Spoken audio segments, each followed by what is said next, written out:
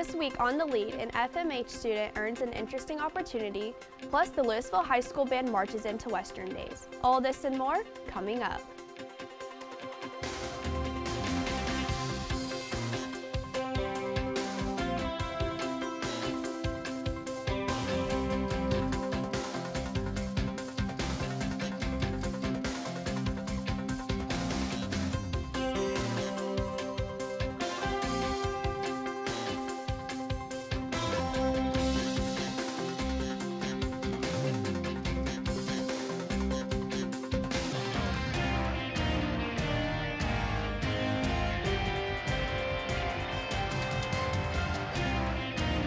Good evening. Thanks for tuning in. I'm Avery Fenton. And I'm Christian Villarreal, and you're watching The Lead.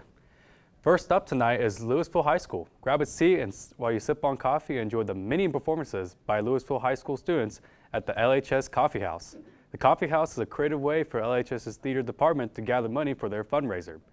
Admission is $5. You can see all the performances on September 27th at 7 p.m. in the LHS cafeteria. On Friday and Saturday, Louisville's Main Street hosted the Louisville Western Days Festival, a celebration of Western culture. Crowds gathered early on Saturday to watch the parade, which included performances by the LHS Marching Band and Color Guard. The festival was a great way to show off the band's skills to a large crowd. Last year's event had 29,600 attendees, and this year, over 30,000 were expected. Now we're moving along to Marcus High School with some dramatic news. Dramatic indeed. Marcus Theater is kicking off their play season with a Pulitzer Prize-winning comedy, You Can't Take It With You. Marcus Theater has been rehearsing tirelessly since auditions in late August, and they're excited to share their hard work with the community. There will be evening performances at 7 p.m. on Thursday and Saturday. The final show will be a matinee at 2 p.m. on Sunday. Student tickets are $8 and are available on the Marcus Theater website, so don't miss out on this opportunity to see a great play. On September 21st, Marcus held their yearly homecoming carnival, themed Life's a Beach. The carnival brought all kinds of fun and games for everyone, while introducing the different clubs Marcus has to offer.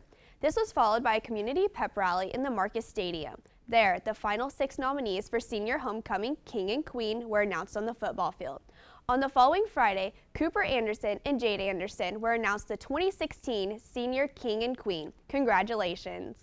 Now let's visit the Colony High School, where a few students are embracing their passion for adventure. The Colony High School kicks off another year going strong. As school finally begins to settle in, this group of young scholars plan their next adventure.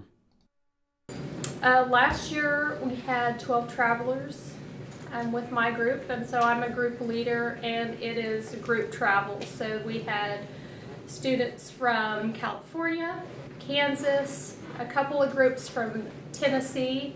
It was super awesome to see all the different cultures and see what different places people have been and how different it is from home. And we went to London, Normandy, Paris, and Brittany. This year they have many activities planned. We have a trip to Costa Rica during spring break, and then in the summer in July we're going to Scandinavia. I do believe this is something students should take part in because it gives them a chance to see other types of culture and see how people are in the world.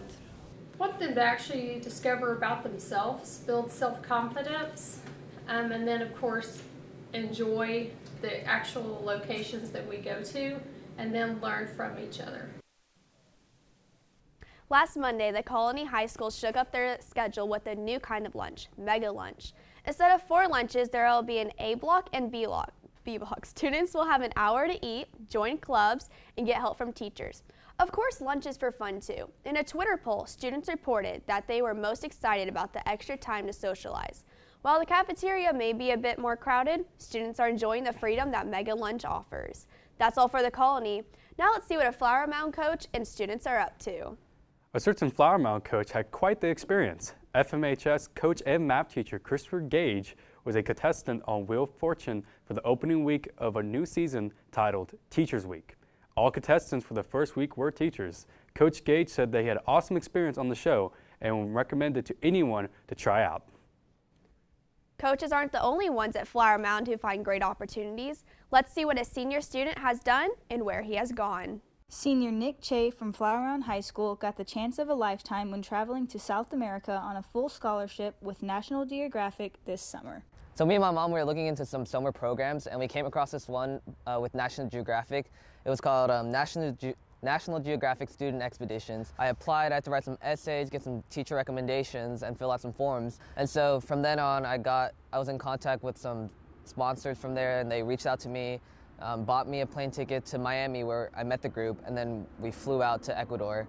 And from there, for 18 days, we were traveling to different cities, different parts of the country, visiting different landscapes, meeting with the people, eating, the local food, the local cuisine. Nick has a unique view when behind the camera, which is what makes his photos so special. As a photographer, I always try to get different angles that, people usually don't get to see, whether it be, let's say we're looking at a picture of a mountain, some people will do like a normal landscape shot like this. I would, maybe get one from lower or up high, get different angles, get different perspectives that people don't usually get to see. We were just having so much fun, and I was just trying to capture every little thing that I saw that sometimes I forgot to just enjoy the moment and enjoy the fact that, I was there, I was experiencing the culture, I was meeting new people, I was trying the foods, Just go outside, explore, make some memories, and I feel like that's kind of that's the biggest thing I took away from my trip over there. This is Lexi Delormier signing off to The Lead. Hebron High School kicked off the school year with a pep rally and some big news. During the pep rally, they announced that all students will be able to participate in a contest to win a new car. The contest is done through the Strive to Drive program as an incentive for students to be present during school. If students have perfect attendance each 9 weeks, they will receive one raffle ticket. If they have perfect attendance for a whole semester, they will receive 3 tickets. And students who have perfect attendance for an entire year will receive an additional 5 tickets. Research has shown that school attendance correlates to positive behavior, increasing participation, and higher grades, so this is an excellent way to encourage students to attend school. Hebron hosted its annual homecoming parade last week on September 21st. The parade was made possible by many of the organizations at high school. Clubs worked together to design and create all of the floats featured in this year's parade, which began at 5:30 and featured JROTC, band, football players, and many other school organizations. This parade made a full lap around the campus and then headed its way into Hawk Stadium, where everyone participated in an outdoor pep rally. It is nice to see all the students joined by other members of the community to come together in celebration of the school. Up next, Avery will introduce you to a teacher and student from LHS who has a mission of helping others. Christian has the update on district sports. All this after the break.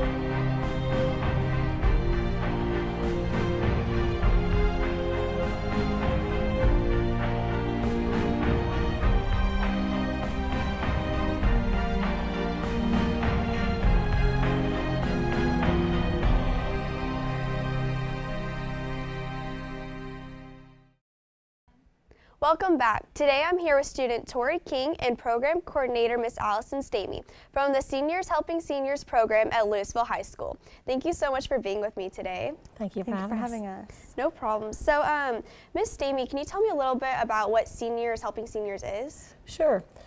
About the spring of 2014, Mr. Joe Seiler, who is with the Louisville Senior Center in Louisville, came to visit us and asked about what we could do to kind of have more of an intergenerational type program with the Senior Center.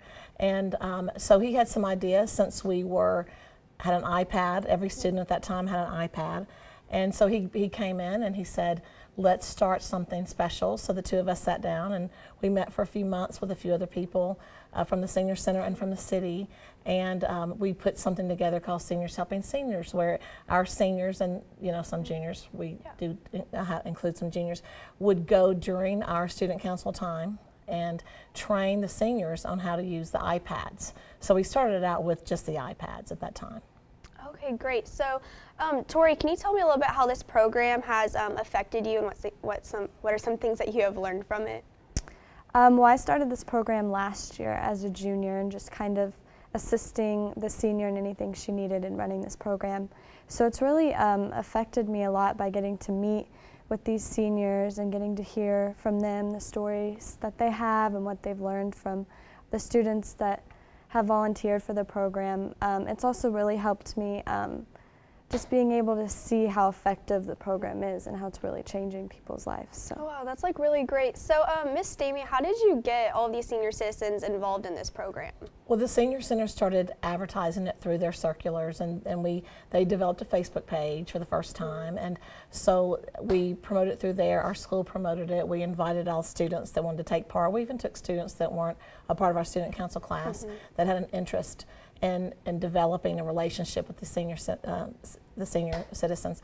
And what they've learned, and the reason why I think that we did recruit so many students into the program, is the students have the knowledge of technology, but the seniors from the Senior Center have wisdom that they share with our students. So they work hand in hand, sharing knowledge about technology and learning about life from the Senior Center. So just the promotion. Joe Seiler worked in Washington, D.C. for the Labor Department, and he is a part of the Senior Center, and he had background on recruiting and developing programs, so he was an instrumental part of the program that we started. Wow, sounds like really great. So like, how would you say about how many students are involved in this, and how often do y'all meet? We meet every other Wednesday, so it's 2 times a month typically. Usually we have about 20 to 28 trainers, so 28 students going each time. Okay. So do y'all plan on Louisville students continuing with this program in the future? Yes. Yes, of course. It's a very successful program. It's getting bigger and bigger each year, so we're excited to continue this program and hopefully spread it to other schools. Yeah, that sounds really great. When we started it in the fall of 2014, I started with the senior officer, which is our community service officer. And at that moment, we have junior matching officers, so the junior was her assistant. So it went straight from learning there, and then the junior took over the next year. So Tori, like she said, was the junior assistant last year. Now she has a junior assistant, Claire Barone. So it's just going to continue through training the juniors, and the next year they move up, they know what they're doing already. Yeah, that's so awesome, like building those relationships with, like, because we're just so different age, you know, and so it's like you're both teaching each other and learning different things, and like I think that's a really great way to bring our community together and like just build like so many great relationships for our future. But well, thank you again for interviewing with me and spending so much time on giving our viewers some insight on an amazing program that Louisville has created. And be sure to stick around after the break because Christian will have the latest sports updates.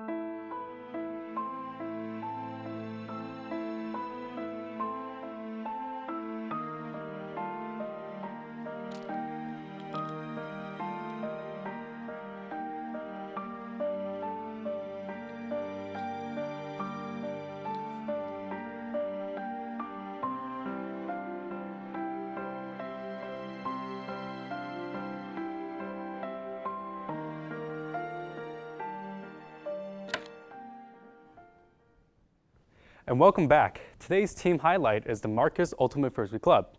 The co-ed Marcus Ultimate Frisbee Club traveled to the tournament in Minnesota to end their season with the second championship award. The Ultimate One-on-One tournament starts off the new season on October 13th through the 15th in Richardson.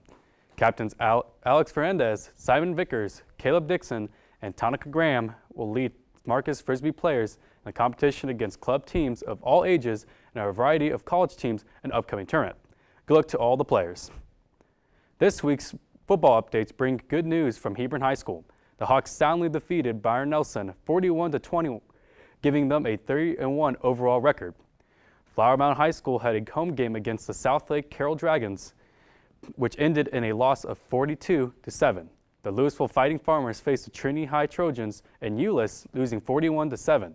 On the road, the Colony Cougars took on the McKinney North Bulldogs and came out with a win 30-24. Marcus High School had a great homecoming game on Friday after a victory at Marauder Stadium against LD Bell with a score of 45-28. Next week, Louisville and Marcus face off in the Battle of the Axe at Max Goldsmith Stadium. The Marauders won last year's battle, but this season it is anyone's game.